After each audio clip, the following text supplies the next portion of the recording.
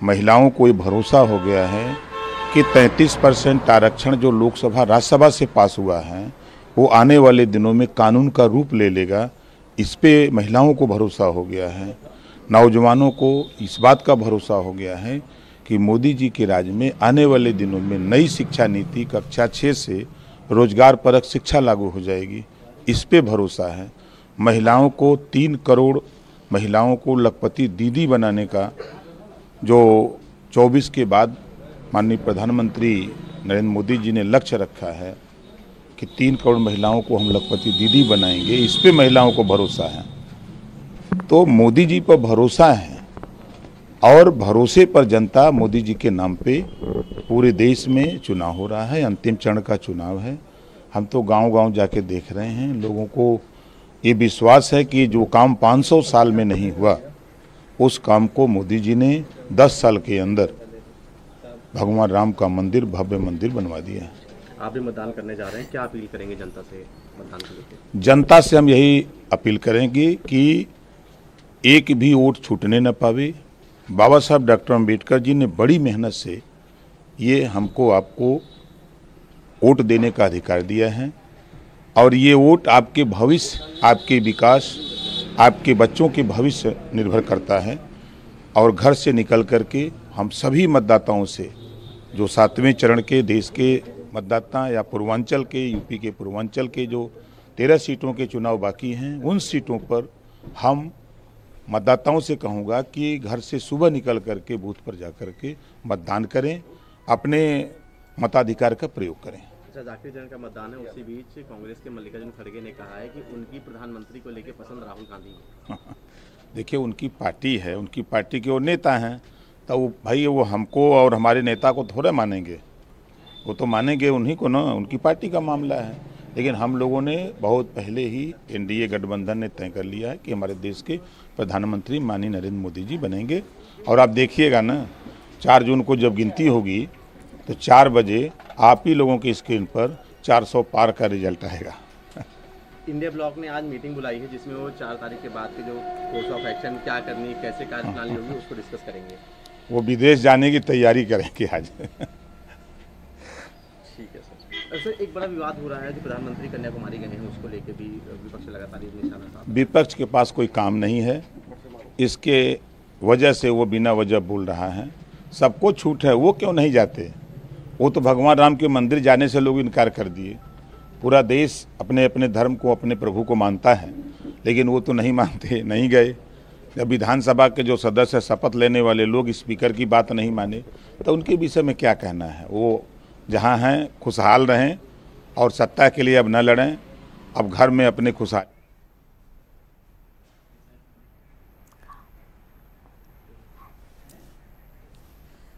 और जेपी नड्डा को आप देख सकते हैं इस वक्त तस्वीरों में।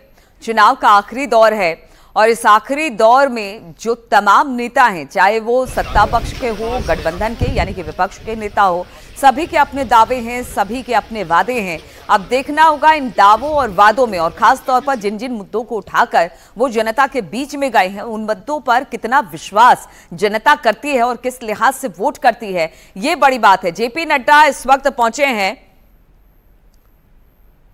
बिलासपुर पहुंचे हैं शायद, और यहां पर देवी के मंदिर में पहुंचे हैं, मंदिर में, और यहां पर दर्शन पूजन का दौर चल रहा है। बहुत अधिक जानकारी नहीं मिल पा रही है इस बारे में कि किस तरह का आज उनका यहां पर कार्यक्रम है, लेकिन फिलहाल मंदिर में पहुंचे हैं माथा टेकने के लिए। और देखिए, भगवान के दर पर सभी पहुंचते हैं, भगवान से आशीर्वाद लेते हैं, और खास तौर पर जब इस तरह से कोई बड़ी परीक्षा हो तो खास तौर पर भगवान से आशीर्वाद लिया जाता है। और उसकी तस्वीर इस वक्त हम आपको टीवी स्क्रीन पर दिखा रहे हैं, जहां पर जेपी नड्डा मंदिर पहुंचे हैं। चलिए, रॉबर्ट्सगंज में रंगेश सिंह हमारे साथ जुड़े हैं। रंगेश, आपसे सवाल पूछा था, कहां पर हैं आप और किस तरह की तैयारी वहां पर?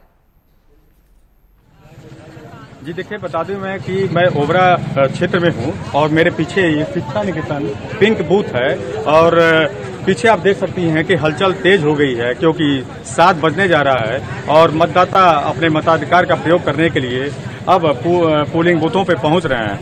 यहाँ पर जहाँ अपना दल से रिंकी कौल को प्रत्याशी बनाया गया है, वहीं सपा से छोटेलाल खरवार को प्रत्याशी बनाया गया और द्वितीय कोड़ी मुकाबला यहाँ पे देखने को मिल रहा है, जबकि बसपा से यहाँ पे धनेश्वर गौतम है। और यहाँ पे सबसे बड़ा मुद्दा बेरोजगारी का है, क्योंकि बेरोजगारी इंडस्ट्रियल एरिया होने की वजह से यहाँ पर लोगों को स्थानीय स्तर पर रोजगार का सबसे बड़ा एक मुद्दा है यहाँ पर। दूसरा, आदिवासी बहुल क्षेत्र है, इसलिए यहाँ पर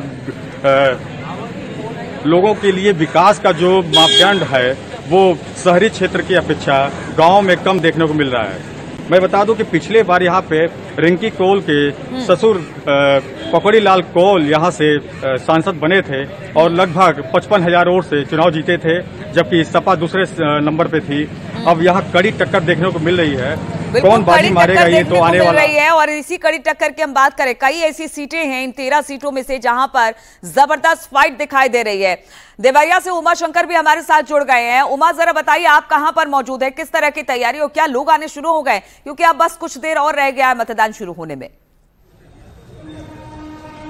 देखिए, मतदान शुरू होने में मात्र चंद मिनटों का समय बाकी है। हालांकि कड़ी धूप को देखते हुए जो मतदाता है वो लगातार आ रहे हैं। मैं इस समय जिला मुख्यालय के पोलिंग बूथ पे हूं और बहुत ही खूबसूरत तरीके से इस पोलिंग बूथ को सजाया गया है। देवरिया जनपद की अगर हम बात करें तो 23 लाख से अधिक यहाँ मतदाता जो अपने मताधिकार का प्रयोग करें। अगर हम छाछठ देवरिया लोकसभा क्षेत्र की बात करें तो यहाँ भारतीय जनता पार्टी के प्रत्याशी शशांक मणि त्रिपाठी और गठबंधन के प्रत्याशी अखिलेश प्रताप सिंह है। अगर यहाँ पे वोटरों की बात करें तो कुल मिलाजुला के यहाँ पे 17 लाख वोटर है, जिसमें देवरिया जनपद की 3 विधानसभा आती हैं, देवरिया सदर, रामपुर कारखाना और पथरदेवा। वहीं कुशीनगर जनपद की फाजिल नगर और तमकुही राज विधानसभा आती हैं। तो इस प्रकार देखा जाए यहाँ का चुनाव का जो मुकाबला बहुत दिलचस्प होने वाला है। बस कुछ मिनटों बाद यहाँ पे मतदान शुरू हो रहा है और बहुत अच्छी तरीके से यहाँ पे जो मतदेय स्थल उसे सजाया गया है। सबसे बड़ी बात है कि जो देवरिया लोकसभा क्षेत्र है वो बिहार जनपद की सीमा से सटा हुआ है, इसलिए यहाँ पे पैनी निगाह रखी जा रही है। इसके अलावा बाहर के फोर्स के अलावा लोकल की फोर्स भी यहाँ पे तैनात की गई है, चप्पे चप्पे पे पुलिस की नजर है। इसके अलावा बहुत ही सुंदर तरीके से यहाँ पे पोलिंग बूथ को सजाया गया। बताइए जरा मौसम कैसा है, क्योंकि मौसम पर इस बार ज्यादातर वोटिंग डिपेंड कर रही है, क्योंकि मौसम की मार से लोग बाहर नहीं निकल रहे। तो मौसम किस तरीके का है? देखिए, अगर हम कल की बात करें, जैसे कि कल हीट वेव की कई घटनाएं सामने आई, कई लोग मर गए, इसलिए जिला प्रशासन इस पूरे मामले पे फूंक फूंक के कदम रख रहा है। हर जगह पानी की व्यवस्था की गई है, छाजन की व्यवस्था की गई है।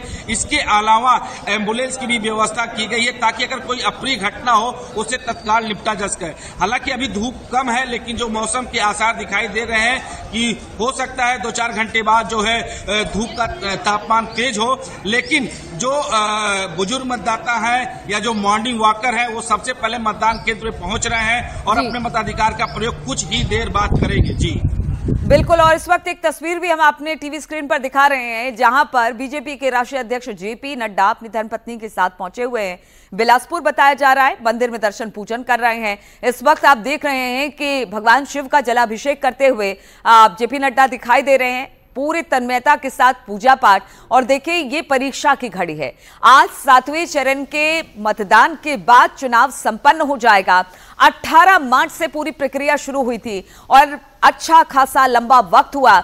आज मतदान की प्रक्रिया खत्म हो जाएगी, लेकिन कह सकते हैं कि शारीरिक थकावट तो यहां से थोड़ी कम होगी, लेकिन इसके बाद जो एक कहते हैं ना कि मानसिक थकावट, उसकी शुरुआत हो जाती है। क्योंकि जब तक रिजल्ट नहीं आ जाता तब तक आपके दिल में एक तरह से धुकधुकी लगी रहती है कि क्या होगा, क्या कितनी सीटें आएंगी, कौन सी पार्टी सत्ता में आएगी, किस तरह से किस पार्टी का वर्चस्व देखने को मिलेगा। ये सारी बातें हैं। तो जेपी नड्डा इस वक्त पहुंचे मंदिर में, पूजा अर्चना के बाद इस वक्त वो निकलते दिखाई दे रहे हैं। बीजेपी के राष्ट्रीय अध्यक्ष है। हमने देखा कि किस तरह से प्रधानमंत्री से लेकर राष्ट्रीय अध्यक्ष से लेकर हर राज्य के बीजेपी शासित राज्य के मुख्यमंत्री और उनके बड़े बड़े नेताओं ने कैंपेनिंग की।